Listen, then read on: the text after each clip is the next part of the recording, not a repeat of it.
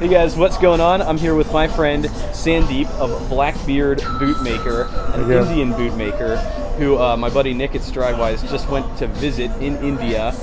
Link to that video in the description below. But Sandeep, thanks so much for taking the time to meet me today in person. Thank you. It's such a pleasure to meet you again in person. I met you at the Stitch Down Boot Camp in New York last year.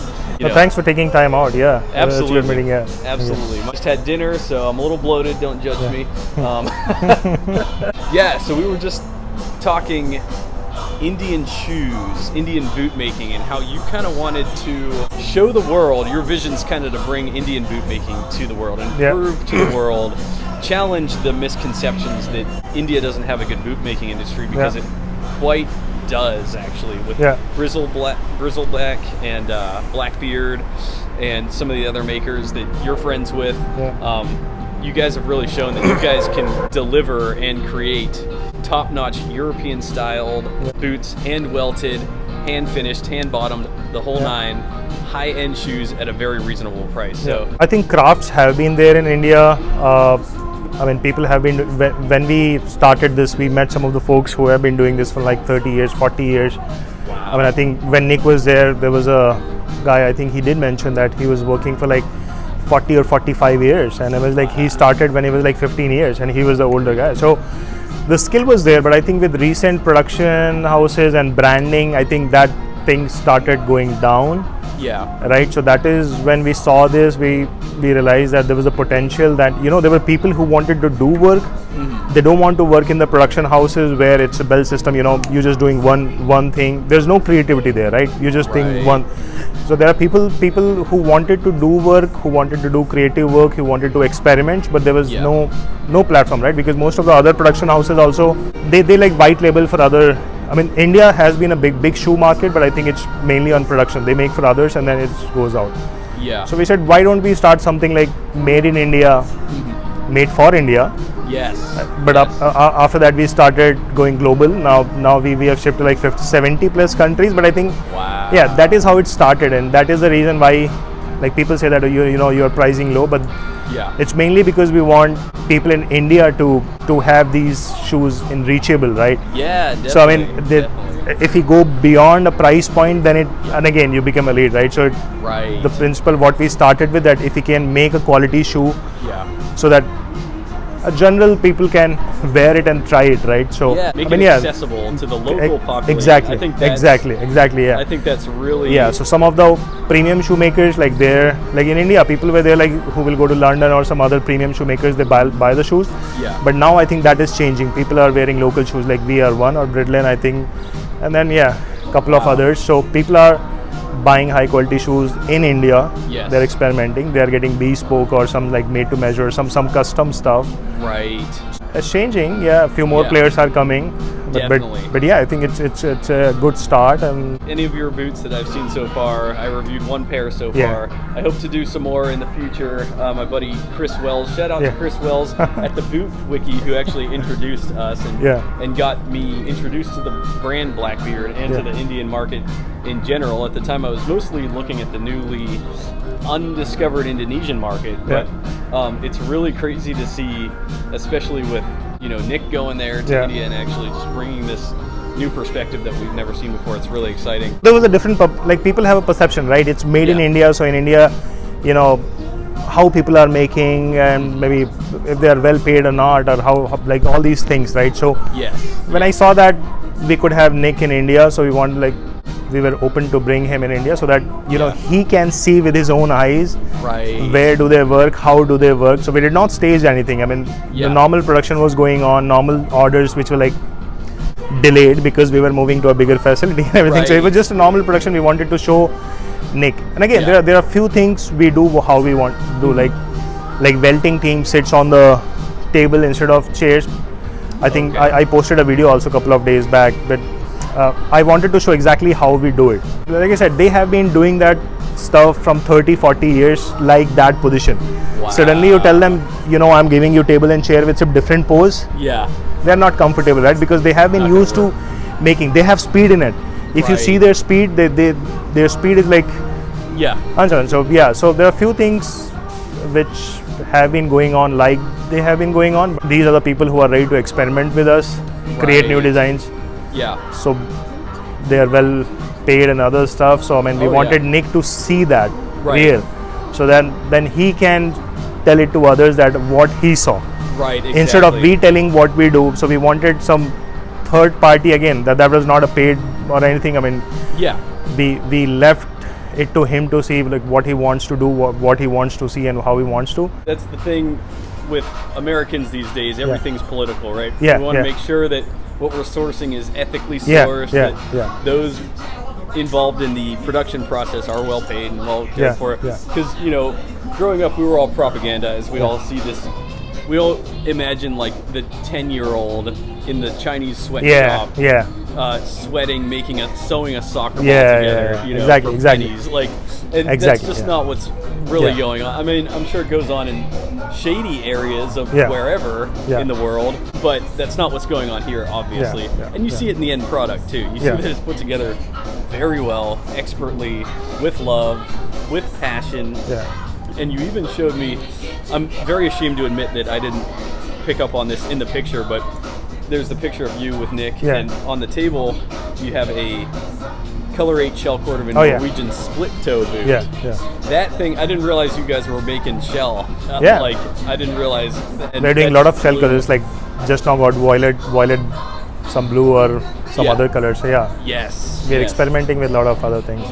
That's so cool. Tell me how is that like to import that leather from like America or Japan or wherever you're importing it from? Are there like heavy import fees on that stuff, or is that challenging to get that into India for production?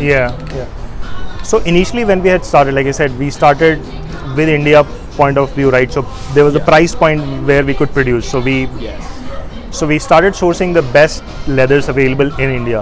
And craftsmanship we developed. But when we started going globally, we realized that craftsmanship was good, but then maybe leather were not at par with what these Carmina is selling, or maybe, I mean, I don't want to quote John Love, but at least Carmina or some other brands which we were liking, right? And maybe the good. So then we started importing. I mean, importing does cost a lot because we don't have that much volume to order in big quantity, right? So obviously prices are high for us, and when it comes to India, there's a government import duties and everything, GST and everything, so that hit us, like I said. So it does cost a little bit, but initially, like I said, we wanted to experiment and see how things are going. So there are two ways of experimenting, right? Either you spend all the money and do all the sampling at one. Or if I have a customer that Dale comes, I want to try a shell, and then would you make it? And then I have you to cover my cost, and I said, okay, let's do it. Definitely. Right? Definitely. So this is how we started. I mean, shell prices have gone up. I mean, they will go up little more. Right, with any other boot also, because like I said, this was like more of experimenting phase where we were trying to control the cost, but if we have to scale, we cannot continue like this for long. So for now we are sourcing shell from like Horween, Chicago, and then we have some Rocado. But so these two are primarily shell, and on the other leather we are sourcing from Horween, like Chrome XL, Hatch Grain, and some Mariam, Polo, and then some other smaller tanneries. We're talking about leather. Why don't we look at our shoes? So I am wearing brown Chrome XL Vibergs on the 2030 last, and Sandeep here is actually wearing Blackbeard. Is this a local suede to India? No. This is from CF Stead. Okay, CF Stead suede. All right. Very nice. Those are nice. Those are really cool. And they're not loafers, they're slips, or are they? We call them Travers. We call them Travers. So it's like for so this is like Repello snuff suede. We call them loafers. So this is like made from thick unlined leather, and then there's a crepe sole. So it's like flexible. So it's good for summer quick walks and other things. Very nice. So easy to take off, get in, and then I think it's just a quick summer style. I personally like it. Absolutely. I love a loafer in the summer, like especially sockless. Like it's It's the sandal without looking ugly. It's Yeah. just an elegant looking. Yeah. It's the functionality of a sandal without being a sandal. It's actually Yeah. a shoe. Yeah. So I really like that. That's really cool. And yeah, I'm just amazed by the array of styles that you guys produce. You Yeah. know, like there's so many. Like, where do you get the ideas for the designs? Just kind of have it in mind, like, okay, we're gonna do a wingtip. We're gonna do a cap toe. We're gonna do a plain toe. We're gonna do a. You know, I'll be frank, right? How we start? Like when we have started with a dress shoe. Okay. Yeah. Dress shoes, Oxford, and some other styles like Oceano is our first last. Okay. But then we had couple of boots, but then we got into stitch down for something, and then Yeah. we got into this boot community, and I personally got interested in boots and other things. Okay. So we started sourcing Horveen, and then we got big into boots. Yeah. So now our big portion is boots. Yeah, I mean, like, so many times, like, we have made some styles in-house from scratch. Yeah. And sometimes client have come to us that, okay, you know, they have some sizing issues or maybe some other things, and they're like, can you make this for us? Yeah. So sometimes we did that. Right. And sometimes when the product comes final, and if we like it, so we have introduced it. Sometimes, like, there was a question that, okay, we should do this or not, but Yeah. like personally I feel like if we are making our own shoe, right, so we have Yeah. our own manufacturing, like we have our own manufacturing, like, you know, right, so And your own if I have control, Yeah. if you want something, if I can make it, Yeah. why not? Exactly. This is how, like, many times people have reached out to us with custom requirements. Yeah. We have done it, and sometimes we liked it. Right. We did a little more experimentations, Yeah.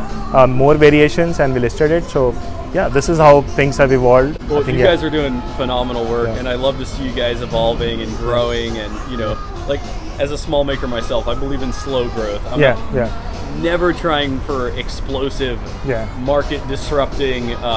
Here I am. I don't think either of us No, aspire to be no. Thursday boots by any stretch. Yeah, you. We like, and on my channel, I'm always preaching that the sweet spot is Yeah. small batch makers, small Yeah. makers, small mom and pop shops. Those are the absolute best, in my opinion. That's where you're gonna get the most quality and value, in my opinion, as opposed to a mass-produced. I mean, especially in handmade shoes, right? I mean, when Yeah. we say handmade, it's handmade. Right. Yeah, you know, the Well, pieces are cut through hand, Yeah. inspection to hand lasted, Right. hand welted. Yeah. Sole is made through hand. I mean, Right. unless we are using Vibram, then sole is finished through hand. Wow. And all these are skills which takes time. So even to get the new guys to train, it takes time. So Yeah. it's very difficult to scale very fast. Right. You know, in machine, Goodyear welted, you know, Birthday Boot or anybody else who are making machine. I mean, there are like 5 machines you need, and then Right. machine is doing the magic. Yeah. People are just feeding it to the machine. I think I saw some post also, but I think machine is doing the magic. It is. Right, It so is. if you It have to just- scale it, you Yeah. just add more machines and your production increases. Right. But in hand welted stuff, like Yeah. you just told that you take 40 hours to make a shoe. Yeah. Exactly. You can make only certain shoes if you want to, right? Then you'll have to add another person. Yeah. But you cannot have him productive from the next day. You'll have to Yeah. train him, Yes. learn all those skills, right? So to scaling takes time. Yes, it does. And Big luckily time. for us, like, things have been good. I mean, we are at a capacity, so slowly and steady we are going, but we are happy with that. Yes. We don't yes. want to scale very fast also. I got to hang out with Nick at Stridewise for a good solid few days Yeah, in India. yeah. What was that like? Give us the dirty secrets. How many chicken breasts did he eat when he was in India? He ate nothing but chicken breast the whole time. Yeah, I think he has the leanest body in that video we were shooting, or I think in other places also. My couple of folks in my workshop liked him, and he wanted to shoot. I think there's one picture you posted with the Yeah. showing the muscles. I don't have, but yeah, I think they show. I think he has a lean body. Yeah, so I think he did mention to me that he's a protein guy, and then I think most of his protein when he's local comes from pulses. Yes. Again, sorry Nick for sharing your secret, but when he's out, then chicken is his best friend. Anywhere he goes, Yes, it chicken. is. Right, absolutely. He's a protein freak. Yeah. Oh man, yeah. But I Yeah. am really glad me and Nick's recent boot talk, he sent me a lot of footage, Yeah. especially of you guys to Yeah. overlay. So I'm going to be overlaying a lot of that same footage Yeah. in this video because I just Okay. kind of want to show, what it's like being there, seeing the faces, the Yeah. people. That's what is always most interesting to me. I know Yeah. my channel's about boots, but I'm really interested in the people Exactly, that yeah. make them. That's the real Yeah. story Yeah. there. That's Yeah. the real connection. And so that's what I really find the most value in ultimately. And so that must have been a lot of fun, like hanging out with him. And you showed him Taj Mahal, and I think that is a good thing which everybody knows, right? In Agra. So if you're in Agra, that is the one place. At least you have to take time out. I mean, Absolutely. Next so thing. Were you with him the whole time, like every day, or? So when we invited him to India, so we invited him to India to see our production, what we do, how we do. Yeah. So he took a flight to Delhi and then a cab to our Agra. Okay. After that, we were with him. I was with him. Like I went to Taj Mahal. I showed him the local market. There's Hing Ki Mandi. So that is the oldest market in Agra. I mean, people say that is where the shoe stuff started. Really? So Hing is I don't know what it's called in English, like Aspas or something like. It was a Hing trading used to happen in 1800s. Okay. And Hing used to come in leather bags. Really? Yeah. So they were like, once Hing comes, so then those leather bags were like lying. So some people came with an idea to reuse those leathers. Yeah. So some started making some leather shoes or something like that. Oh. So that is how that thing started. Really? And so that is wow. So that Hing Ki Mandi is still the oldest and busiest market in Agra. Cool. And in that market you get anything. Really? Like it's mainly for like shoe parts and other things. Okay. So from shoe, like we saw some I don't know, second, third, fourth copy of Nikes and everything else. Like you get them for like $100 and so from local to quality you get all the products. Yeah. Oh, that's so cool. I'd love to delve into. So we went some local and then some food. Again, food is the second thing. If you are in Agra, you have to try food. Oh yes. So we had some good food, and then then some shoe talks and workshop. Yeah, 2 days. Definitely. I'd love to tour there and just pick makers' minds. You know, 'cause it's not just shoes. Like there's bags, amazing bags made in India too. An amazing leather industry. Yeah. It's so cool to see, like, because not everybody's on social media. Yeah. You know, not everybody's on YouTube. I mean, this is what's happening, right? People, like I said, there were people who were making these shoes for long because they cannot work in production houses because they don't like the work. Right. They were making some shoes in their home. Wow. But they will do like 1 or 2 or some batches, sell it to others. People will sell in their shops with their own name, so they will never get recognition. Right. And most of the profits is shared by the shops or other, right? Now hand welting is getting lost because of the manual labor. Like I think the simplest shoes takes like 25 man hours to make it, right? Any good with Norwegian stitch and some other like fiddle and other takes like 25 to 35 hours. So it takes time. People complain that, Sandeep, you said 3 weeks, it took 4 weeks. I mean, sometimes it does takes time because like there are like so much process involved and not always things goes as planned, right? So talk to me a little bit about your personal. Are you able to make a boot start to finish, would you say, or are you more on the design management side? Me personally? Yeah. Could you, if I give you leather and the materials, could you make a shoe? I can only polish. Oh. You're selling yourself short. See, like, once people say that you say that you are shoemakers, but then you have employees working for you. You guys just manage or brand it. Talk to me a little bit about the operation and more specifically, I guess, the roles within the operation. Because you have about 7 guys, right? I think you will see that in more detail in the next video when it comes out. But our team has grown. It's more than 40 people now. But there are like many departments. So one is like, first is the clicking, where the guy basically cut the pattern. Yeah. And even before that, there's a designer who designs the pattern, right? So all these designers, so all the brooks, placement and everything. So that is the designer work.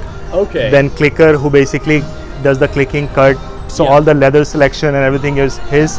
Okay. So he knows from where to cut which piece leather. Like when I got to know that, okay, when they cut this piece, they cut from thickest part and other. So I don't know, so that is his. Then sewing, then lasting. So after lasting, like bottom making, we have a core team who does the bottom making. So bottom making, like lasting, welting, sole making. For sole making, there's a different guys and team, and for sole finish, there's a different department. Okay. And once sole is finished, then final finish is final finish in packing. So they're like smaller teams. Like it goes through the stages. Some Norwegian stitches and some other things are like, some people are focused on that, like those chain stitching or some other custom stuff, like the seamless and others. So I can't believe you've grown that much. That's huge. There's a labor-intensive job, right?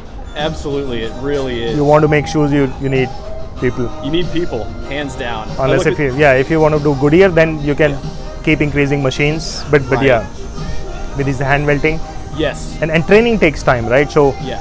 that is where I feel like, so this is like result of 2-3 years what we have spent, right? So Right. more people come, train, and make some things, and then when they are perfect, then only they get a hold of the production order, right? Client's order, right? So All about that progression and Yeah. getting up to developing the skill to be able to be trusted with the Yeah, final yeah, product. Because hand welting takes a lot of time. I know, because I know how much time it takes to run a needle across. and every shoe is important, right? So like any shoe could end up with anybody, and then clients are different, right? A small thing they will pick and they will make a mountain. So I mean, one thing at least, like I said, we have that when it's shipping, we at least try our best that it's our 100%, Gotcha. above 100%. Right.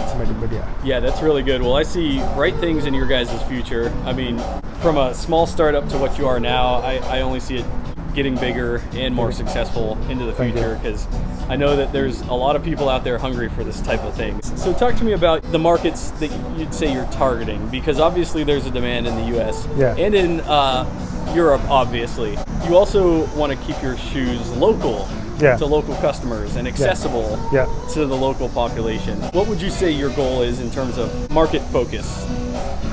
Yeah, without going too much into detail, every market is different. Like I said, when we started with India, the price points, the leather selection, everything is different. Now when we came to US, price point, leather selection, everything different, right? So we were evolving, so now we are mixed. But I think in future, we will be coming up with a new dedicated website for US and international.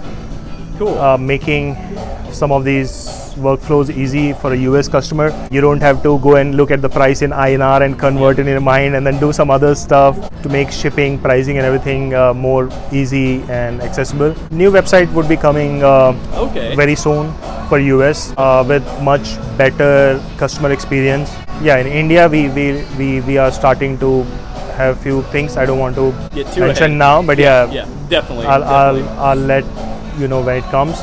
We were doing all made to order till now, and that limit us with the volume and scale, and sometimes hit us with the time, because every shoe we are making is one at a time. So we know our best sellers, we know which one sells more, so some of those styles will come in ready to wear lines very soon. So you will see some of the common styles in ready to wear, so people can order immediately and then it ships next day. Very cool. But we'll still continue to offer the custom stuff, because again, I still feel that if we can make it, why not? There might be an extra charge for it, but if we can make it, then I would not stop. Custom should always cost more, because my buddy Vince at Truman Boots, his goal for years has just been able to make a run of boots and sell them. Like, just I want to pump out a run one of at a time is very difficult. But like I said, we were in experimenting stage, so we were doing stuff what we were doing. But we cannot continue to do this for longer. So that is where this ready to wear line and some custom M2Os and then total custom will come up in the future. Can you talk to me a little bit about the local Indian tanneries? What kind of leathers, because I'm not familiar. I know they use a lot of the water buffalo hide, right? What kind of product would you say they're pumping out? It's not water buffalo, but other normal buffalo. Oh, okay. So there's standard buffalo. Standard buffalo, black cow. I don't know what to say.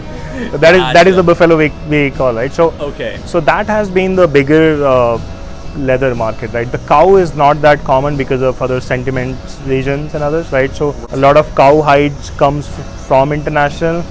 There are some tanneries who import cow leathers and then tan them, or some do pigmentation and others.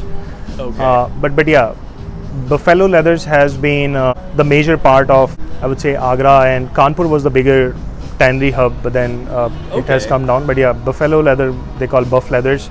Gotcha. So that has been very common and the cheapest leather used for a long time. Yeah, some of these like production leathers, those those are like split or synthetics and genuine. The term they call genuine leather. When I was not into it, I was like, genuine leather, it means like, okay, it's like real leather. But then now you realize, okay, genuine leather is not even a leather. Right? So I mean, there are some good leathers available in India. Like even Horvin Chrome XL, right? We have been working with tanneries for producing that quality leather, and we have been able to produce almost a similar leather with similar characters. It needs time to test what Horvin Chrome XL have done, right? Chrome XL we have seen with 5 years, 10 years. Yeah. So we have that leather which is of the same quality, but it has not tested the time. Gotcha, so yeah, we might launch some of the styles in that to start with. But like I said, I think it's more of an interest, demand and supply, right? What people are ready to buy, that tannery will produce, right?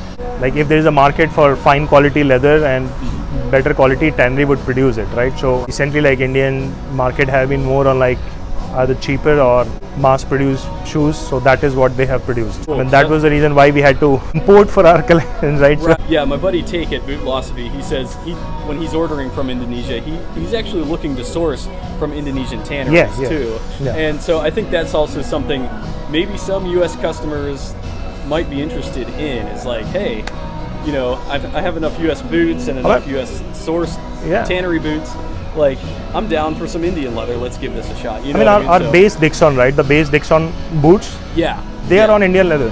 Oh. Some are Indian, some are still imported from other countries. Some are still Indian. They have tested times and they have fared very well. Just by looking at it, we cannot say confidently, right? So it has to test the time to be at a par. We can say that it will last you that long or something like that, right? So that is the one leather which I can say that, you know, anytime. Yeah. It has got very good characters. If more and more people come to produce quality stuff, so more tanneries will be using open for that, right? Because importing costs a lot. Yes, it does. Right, all these leathers we have to buy expensive first of all from these countries, then importing, shipping. Like shipping takes a lot, and then importing and else, like so. Right. Economically, like they are big. Absolutely. In closing, what would you say sets your footwear? Because there are so many makers, so many builds. What would you say sets Blackbeard apart in its own unique category? I think quality and craftsmanship. I mean, because like I said, that is where we had started, right? We had started with love for shoes, so that is the one thing we have never compromised, and we will never compromise. You know, certain things don't go as per plan. Like I know sometimes shoes have taken time, or some because there are so many things goes on, right? When tannery orders got delayed, some shipping took time, custom took time. So there are many things which are not in our control. But what is in our control, we will never compromise. So quality is something we say, like it might take an extra week or two, but once it comes to you, you will forget everything. And then it doesn't cost you very much also. It doesn't cost you. So the price point, I mean, we are trying to keep it affordable. How long we'll have to see. So price will go up, but quality, I would say, that is the one thing I can say that we will never compromise on the quality. That's awesome. And that's one thing that I think a lot of boot and shoe buyers are getting spoiled on. Is like they want the top quality, they don't want to pay a lot. It's like take money out of it. Like it's time. And to other make something good, it takes time. It takes time. And other thing is like custom, like because we have our manufacturing, so if you want to do something custom, we can do it for you. You have to be open for that. If it's a custom, it will take some time and sometimes maybe an extra cost because of other few things. But because we have control and we have our in-house production, we are open to do it. These two things, like I think, sets Blackbeard apart: quality and custom. We love to hear that, and we are all on board, my friend. Thank you. Well, Sandeep, thank you so much for taking the time, my friend. Thank you. It's a pleasure and an honor to talk to you in person. I'll make sure to include all relevant links in the description below, so go give Blackbeard a follow. And anyways, thanks so much for tuning in, guys. I'll see y'all in my next video. Thank you very much. Okay.